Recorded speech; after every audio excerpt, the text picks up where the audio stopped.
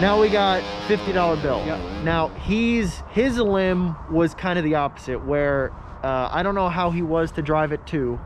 He's developed into a top older horse as well. Yeah, when he was young too, had a lot of braking problems. You know, he wasn't real sure-footed all the time, just didn't have a lot of confidence per se. So we always just kind of drove him with little kid gloves and never made him overstep or feel like he had to get into gear too quick. But like he was super in the state bred finals here. He was great and only got better all the time. So going into the finals, I thought he had a legit shot too. Yeah, and the limbs, it seemed to me like we're just rolling, mess up. Right, just rolling through them. Yeah. Just wherever we finish, we know he's got trot, he's got ability. Let's rock and roll, you know. And you came flying home in the limb. Yeah.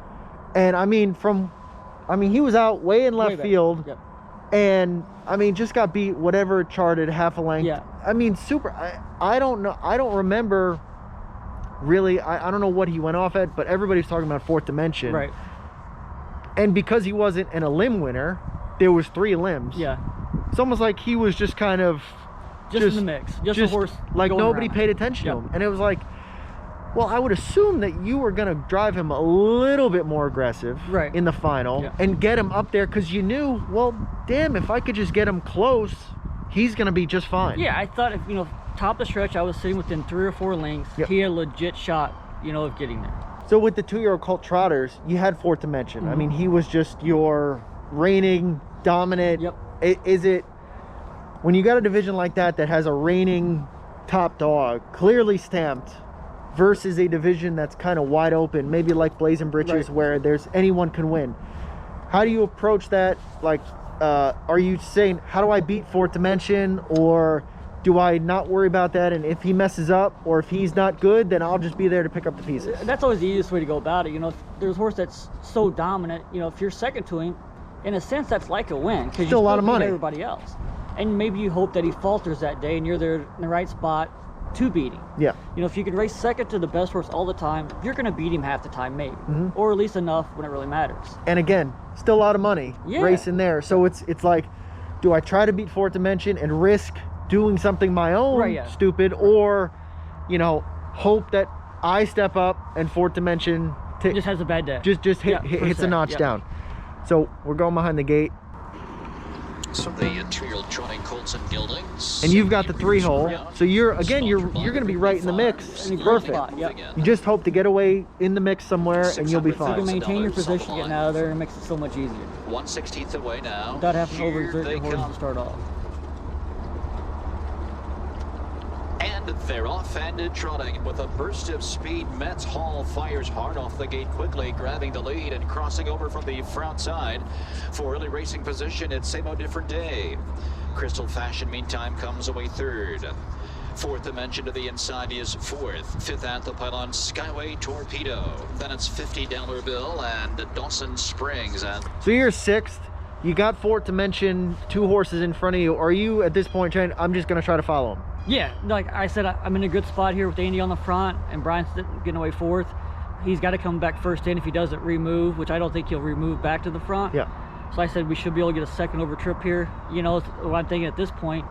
And it kind of works out that way. All that stuff, I mean, you could pretty much calculate that. You kind of know. I mean, within the first, you know, 6, 7 steps out of the gate, you're kind of seeing what everybody's doing. Right, and you already have 2 or 3 plans. Yeah. And how many, you've driven 20,000 races, whatever it is. This stuff comes quick for you. You kind of already know, and you're just reacting to it. You always got to have an audible. Yeah. You know. So they line up into the first turn. Busani coming away next with Missile Hill after a miscue at the back of the pack here. The trailer as they reach the first quarter-mile marker. You know you do. 27.3 was the opening quarter time. Metz Hall, the Kentab Hall colt, leads the way, but charging up on the outside now. Here comes Crystal Fashion and Miller going right after. It's almost like you got the favorite in front of you, and he's not quarter poling, causing the other horses to move early, to exert themselves early. So that's got to even be another happy. Yeah, especially when he didn't go with David. You know, I said this is even better now. He's going to wait and just try to grind out. Right. And I said should be able to really follow him up and be in good contention. Let them kill themselves up there, fight for position. You know, and I'm just going to follow the horse. Me and the favorite haven't even exerted ourselves. Because I'm still right. If my horse isn't as good as I think he is, I'm still in a great spot to be third. Right. You know what I mean? We're still going to be at least in a good spot to still be finished third. Right. Miller and Crystal Fashion clears. So David Miller has Crystal Fashion on the move as he takes the lead. And Andy Miller and Metz Hall back So to I the moved inside early here, then as they ride waited to on the halfway Brian. point. Same old Brian different day. comes. Meantime stays behind him. So now you're third over. Still okay. Second over. Oh, you second. Oh, you second. Okay, I okay. moved early. Right, you moved early to get him out there, yeah. and you were just waiting, and you knew he was gonna come. They trot through the upper All right. Crystal Fashion. There ever a time when you try to quick move on a guy to lock him in? If the horse isn't, Like I know it's kind of a scummy, greasy move. at times, yeah, at times. And there's always, all sports have that type Right, of move. yep. You know, baseball, football. But like, could you have, and again, it's kind of, but like, it's one of those things, like, I wonder how many times a guy gets locked in, caught sleeping because he thinks, oh, everybody's just gonna wait for me to pull. Right. I think it's more so one bad horse in the way can cost you a big check. Mm-hmm.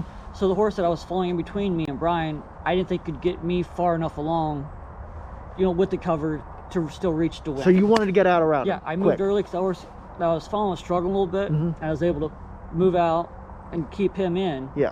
to wait on Brian to go. So now you're following the favorite. Yeah.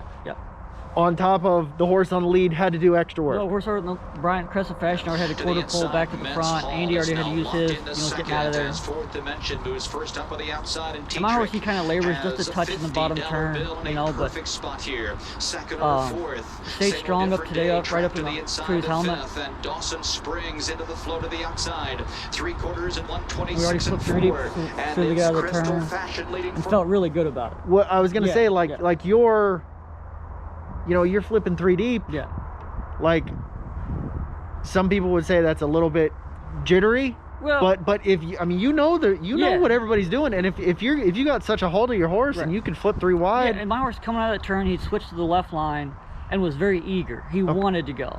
And the farther lane that he gets, usually the stronger that he gets. Okay. And I just didn't want him to have to flip into, change gears so fast where he'd maybe touch his shin and tip over. Sure. So I just kind of let him grind out. Let him flow out, and Yeah. then, I mean, you're not Didn't even have really to overcorrect him. Yeah, you're not even really getting on No, him. yeah, And he's yeah. already just like, yeah, let's Yeah. rock and roll. And that was his trip here. He loved that move. He loved that move. Yeah.